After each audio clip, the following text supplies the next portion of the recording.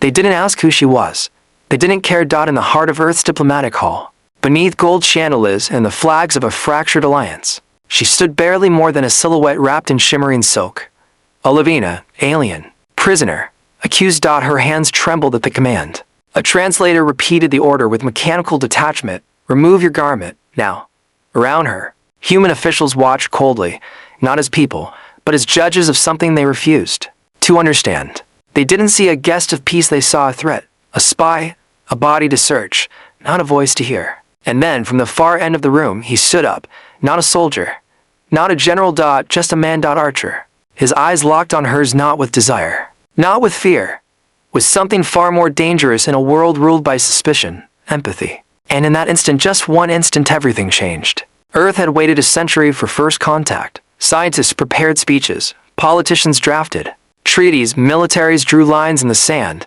But when the Lyarians arrived, none of it mattered. They didn't come with weapons. They came with wonder, eyes glowing with knowledge, voices like wind, gestures that spoke louder than any word could, and humanity, true to its nature, panic. The visitors were too perfect, too graceful, too other, and so began the quiet war, not with bullets, but with suspicion. Among the first to arrive was Olevina, a Lyarian scholar fluent in history, philosophy, and the silent language of stars. Her mission was peaceful: offer wisdom, seek friendship, learn humanity. But peace has always been the loudest threat to those addicted to power. She was detained within weeks. No trial, no counsel, just questions, tests, isolation. Her silence, her beauty, her unreadable eyes, everything about her became a weapon in the minds of her captors. They called it precaution. They called it protocol. But Archer called it wrong. He wasn't meant to be there, just a linguist. A background consultant called in when alien syntax refused to align with Earth's rigid code. He wasn't powerful. He had no seat at the table, no voice in command. What he had was time. Time spent listening, observing, watching her sketch constellations on a table with a fingertip, watching her flinch at loud footsteps, watching her wrap herself tighter each day, as if trying to remain unseen, and most importantly, watching what others refused to see, her humanity. The day of the tribunal, Olevina was escorted to the chamber under heavy guard, accused of harboring advanced surveillance technology beneath her robe. Earth officials decided to make her prove her innocence by stripping in front of them all. They framed it as security compliance. Archer called it what it was: humiliation. He watched her step forward, silent, proud, but visibly breaking. She didn't understand their language, but she understood enough. The coldness in their tone, the weight of their stares. Her fingers clutched the robe. Time slowed. Archer felt his body rise from the bench before his mind even caught up. Every pair of eyes in the room turned to him, curious, dismissive, irritated, but he didn't look at them. He looked at her. Her eyes met his, not in plea, but in a question. Will you let this happen too? He didn't speak. He didn't need to. Because sometimes it's not about words. Sometimes it's about the look that dares to interrupt cruelty, the stillness that defies an entire system. And in that gaze, a simple gaze, she stopped moving. She didn't undress. She didn't need to. Because someone finally saw her. Not as a species, not as a subject, but as a soul. And suddenly the room felt colder, the silence heavier, and the authority of the tribunal no longer absolute. What began as an interrogation was about to become something far greater. This wasn't the end of a hearing. It was the beginning of a revolution, one born not from violence, but from recognition. It was never meant to be personal. Archer had spent his entire career translating alien syntax into human comprehension, turning unknown gestures into safe categories, decoding the unfamiliar into files and folders and controlled terminology. But Olevina didn't fit into a folder. She moved like she belonged to a different rhythm of time. She didn't just walk, she glided, as though gravity bent itself more gently around her. She didn't speak in words, yet somehow in her silence, she conveyed more emotion than any courtroom testimony ever could. After the tribunal was halted thanks to his unexpected defiance, she was escorted back to her private containment room. Not a prison, officially, but every lock, every armed escort, every surveillance camera told the truth. Her surroundings tried to deny. Archer visited that night, not as a translator, but as a man carrying questions that language couldn't solve. He stood at the edge of the glass partition, watching her trace a spiral pattern on the wall with her fingertip. She turned. No fear, no hostility, just curiosity. He tapped his ID badge against the door. It slid open. For a moment, neither spoke. The silence wasn't empty, it was thick, like the space between two thoughts just before they collide. He stepped inside. "I need to understand you," he said softly. Olevina tilted her head slightly. A strand of her silver hair fell across her shoulder. She reached for the translation node beside her seat and tapped it. The machine hummed. "Understand." "What?" Her voice came through metallic, distorted, but undeniably hers. He hesitated. "Why you didn't resist?" She looked at him, blinking slowly. "Because I did not come to conquer. But they were humiliating you." She nodded. "On my world, surrendering pride is not weakness. It is strength. To stay calm in fire is proof of purpose." He had no response. Because for all his studies, none of his training had prepared him for this. Not for a being who felt more human than most of the people who tried to strip her of her dignity. Not for the growing weight in his chest every time her gaze held his, wordless but unshakable. The Lyarians didn't form bonds like humans. Their connections weren't based on mating rituals or biological impulses. For them, attraction true. Attraction was formed through resonance. Not physical, not sexual, cognitive, emotional, energetic. To minds that aligned at frequencies most human instruments couldn't even detect. The Lyarians called it Silva, the binding of insight. Not common. And never forced to feel Silva with a human was considered nearly impossible. And yet, as Archer stood there, watching her close her eyes and inhale slowly as if memorizing his presence, it was clear something unspoken had begun between them. Not desire. Recognition. The kind that didn't rely on shared biology, but on the courage to stand alone in a room full of people and choose to see the truth, even when others wouldn't. Back at the research compound, Archer spent the next days buried in Lyarian neural resonance data. He wasn't looking for proof of attraction. He was looking for an excuse, a way to explain away what he felt when he looked at her. A scientist's shield. But science gave him no shelter. The attraction wasn't just emotional, it was physical in a way that defied explanation. Her presence altered his cortisol levels, balanced his nervous system. Her gaze calmed his heartbeat. Her proximity ignited dormant neurons. It wasn't pheromones. It wasn't manipulation. It was resonance. And it wasn't one way. Olevina, too, had started to change. The guards noticed it first. She began speaking short earth phrases without the translator. She stopped flinching at sharp sounds. Her drawings shifted from star maps to simple human shapes. Always one of them was him. The scientists called it behavioral adaptation. Archer called it something else: connection. But not everyone viewed their bond as progress. To Earth's military leaders, it was seduction, a psychological infiltration, proof the aliens were more dangerous than previously imagined. Archer's growing attachment to Olevina was flagged in classified reports, but they were too late. Because connection, once formed, doesn't ask permission. An attraction, real, pure, undeniable, isn't a tactic. It's a truth. One that crosses languages. One that crosses species. One that even fear cannot silence. What began as an order to strip away her identity had now evolved into something no protocol could contain: a silent revolution fueled not by war, but by understanding, intimacy, and a gaze that refused to turn away. Every war begins with misunderstanding, but not all misunderstandings start with weapons. Some begin with something as small and as dangerous as a touch. When Archer placed his hand on the glass wall separating him from Olevina, it wasn't a calculated move. It was instinct, a gesture of comfort, of trust. She responded not with fear, not with withdrawal, but by mirroring him, palm to palm, glass between skin. To Earth's security systems, it was nothing. To Lyarians, it was everything. A ceremonial gesture, a bond initiation, unbreakable. But Earth didn't know that. Not yet. Behind closed doors, alarms were already sounding. The surveillance logs flagged the interaction.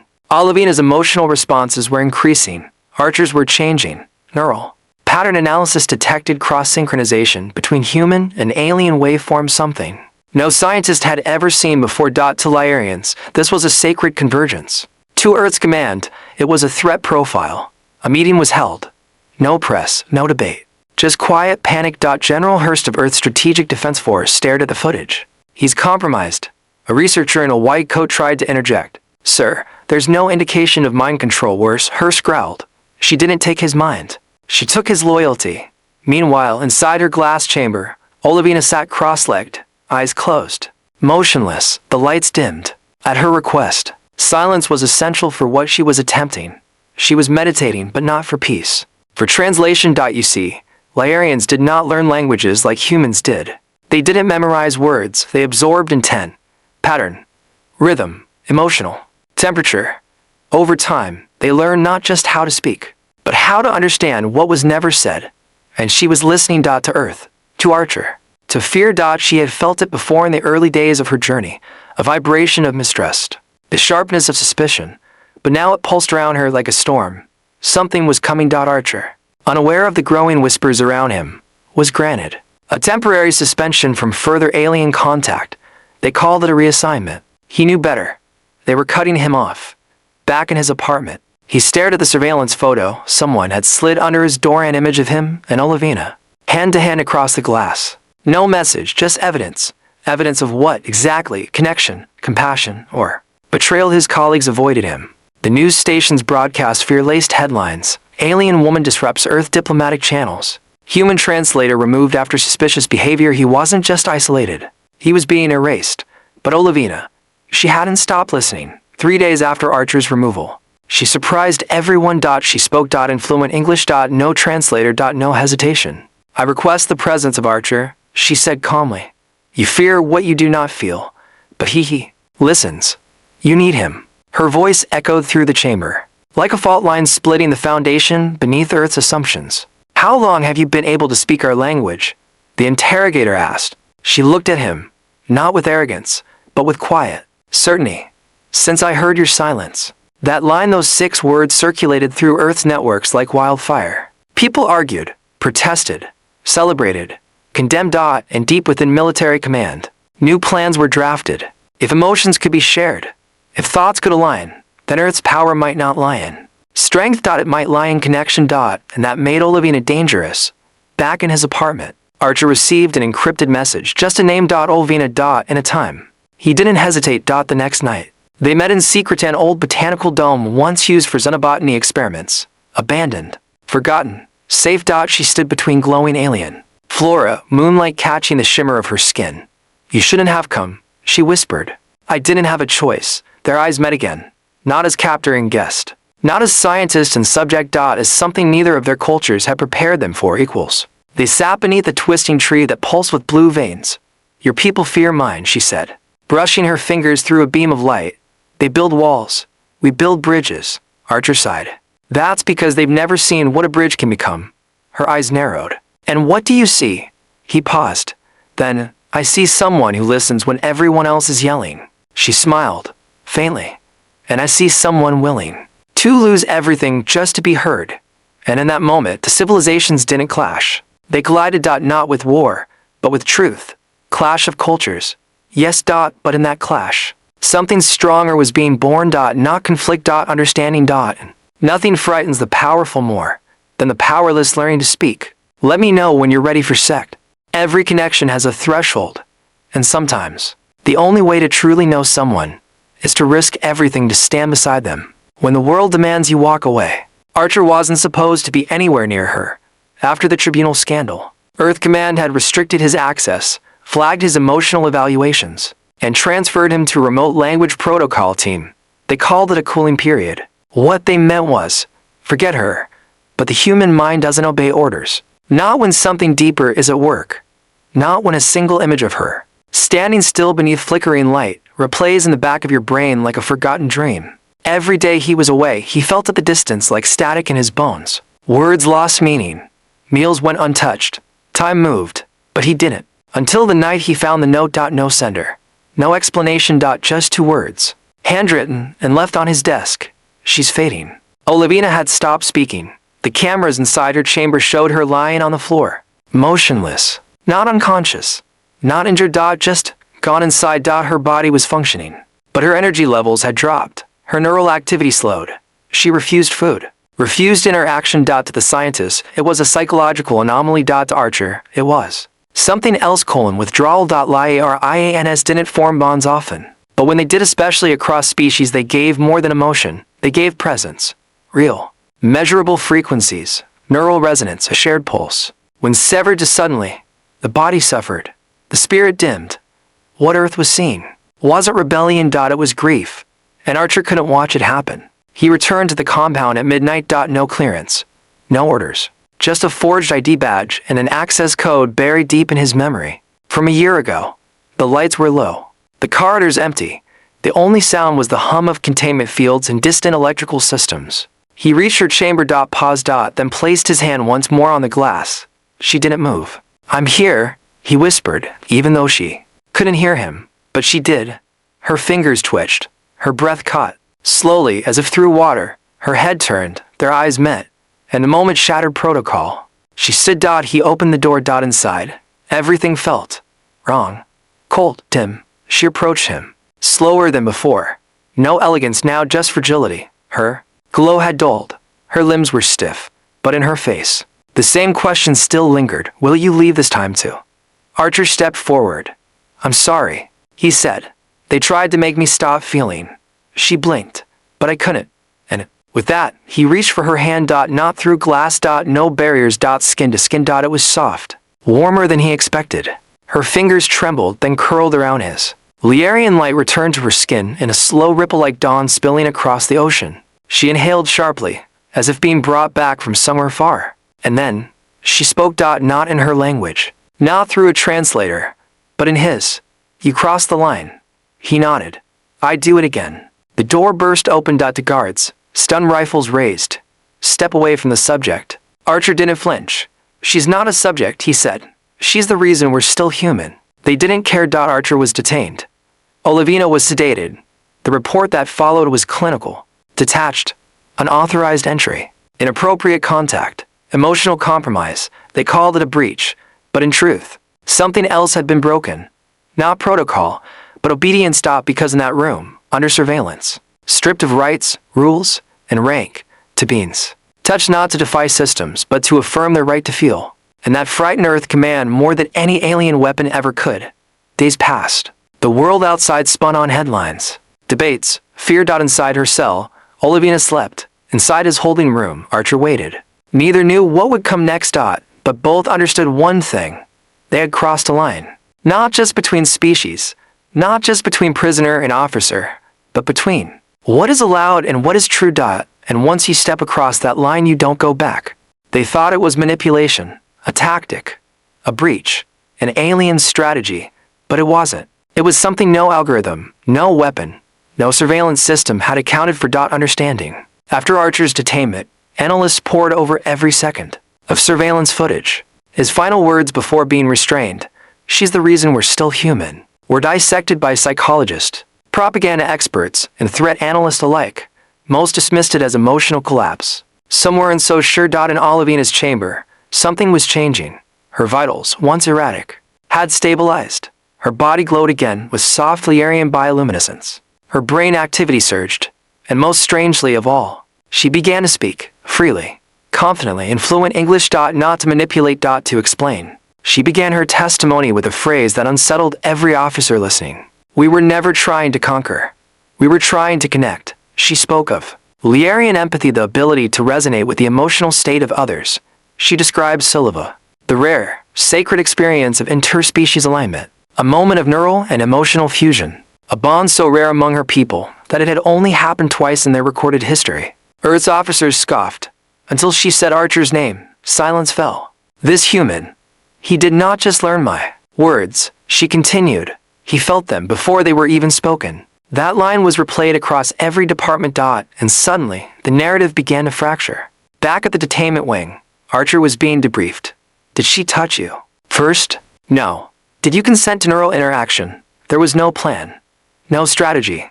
It just happened." They stared at him, confused. "Then what do you call it?" Archer paused, thought carefully, then answered, "Recognition." The shift didn't happen all at once. It began subtly, in whispered conversations among young scientists who questioned whether this resonance was a threat or an evolution. In security logs showing increased calm in personnel after brief proximity to Olevina. In psychological reports suggesting that fear responses diminish when humans spent time near her aura. And in public broadcasts leaked footage of Olevina drawing constellations from Earth and Lyarian charts, overlaid into one unified system. 2 civilizations. 1 sky. Then came the unexpected. Olevina requested a live panel with Earth's Psychological Council, not in private, but broadcast. She didn't plead. She taught about Lyarian concepts of emotional bonding, collective memory and how empathy wasn't weakness, it was data. It was awareness, survival, strength. The failure of humanity, she said, is not your intelligence. It is your refusal to feel what you fear. Those words went viral. Not because they were alien, because they were true. Young people across Earth began drawing the symbol of Silva. It became a symbol of defiance, of hope, of something bigger than control. Olevina, once a detained unknown, had become a mirror humanity couldn't stop staring into. And in that reflection, they saw someone they barely recognized, themselves. Inside his cell, Archer watched the waves ripple from a screen on the wall. He saw protesters outside command centers, not in outrage but in unity. Humans holding signs that read, "Connection isn't a crime, let them speak, we don't fear." What we understand for the first time in history. Earth's leaders were behind the public curve. Then the unthinkable happened. One of the Lyarian ambassadors watching from orbit made contact. He requested Archer as his official liaison. Not a general, not a scientist. Archer, the human who fell first and asked later. The council protested. The ambassador responded calmly, "You do not get to choose who represents understanding, only who silences it." Archer was released quietly. No apology, no press, but Olevina was waiting. She stood at the edge of the landing platform as he approached. The stars above reflected in her eyes. "I didn't think I'd see you again," he said. She stepped forward, not with urgency, but with certainty. "You didn't find me," she said. "We found each other." In that moment, Earth stood at the edge of something it had never dared to imagine. Not war, not surrender, but alignment. Two species, two minds, one frequency. And the line between confusion and connection, it had finally been crossed. A year later, the skies over Earth no longer carried dread. Where warships once orbited in silence, Lyarian vessels now drifted peacefully across the thermosphere, silver, curved, alive with organic technology. No longer strangers, no longer prisoners. They were neighbors, and at the center of that change were two names, whispered in both languages with equal reverence: Archer, Olevina. Not heroes, not saviors, just two lives that chose to listen when the world demanded silence. The Earth-Lyarian Alliance Charter was signed at the same tribunal hall, where Olevina had once been ordered to undress in humiliation. Now, she stood at that same platform, not as a detainee but as a diplomatic ambassador. She wore the robes of her people, flowing, silver-threaded silk, but over her shoulders rested a sash of deep blue, gifted by Earth, embroidered with a single human word, hope. Behind her stood Archer, not in front, not leading, beside her, where he had always belonged. The treaty wasn't perfect. Not all humans were ready. Not all Lyarians understood. But for the first time, a channel had been opened, not through politics or fear, but something infinitely more fragile and stronger. Trust. In classrooms from Berlin to Lagos, children now studied Lyarian ethics not to mimic them, but to understand how empathy could be structured, trained, nurtured. In Lyarian learning orbs, stories from Earth were projected in alien script, tales of resilience, love, rebellion. Both sides learning that truth wasn't a single thread. It was a weave. And still, amidst all the ceremonies and signatures, the most powerful change remained unseen. It happened in small gestures, in the way a human soldier bowed slightly to a Lyarian botanist after receiving a translated poem, and the way a Lyarian mother handed a human nurse her child, trusting Earth's hands. In the way Archer and Olevina would often sit quietly in gardens where no one asked questions, just felt the air and watched the sun pass through petals together. Not everyone understood what Silva truly was. Some still called it a myth. Others feared it as manipulation. But those who had witnessed Archer and Olevina speak with their eyes, say everything without words, knew better. It wasn't romantic. It wasn't calculated.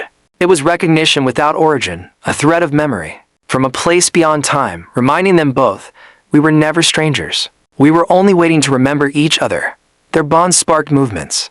A new branch of Earth science was founded, resonant psychology, blending human neurobiology with Lyarian emotional architecture. Not everyone could experience Silva, but understanding it changed everything.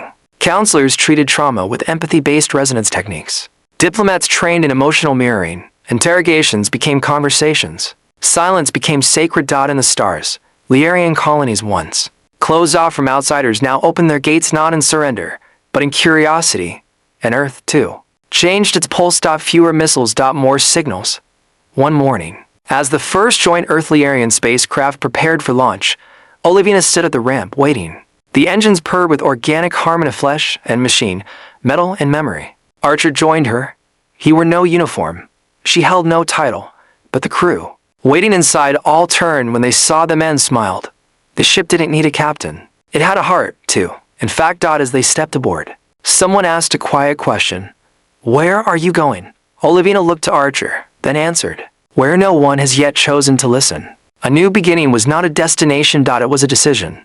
A moment when a gaze becomes a bridge. A touch becomes a vow. And an enemy becomes something else entirely. Not a lover. Not a savior. Just someone brave enough to look and not look away. They made her undress. But he saw her. And in that moment, the world was never the same.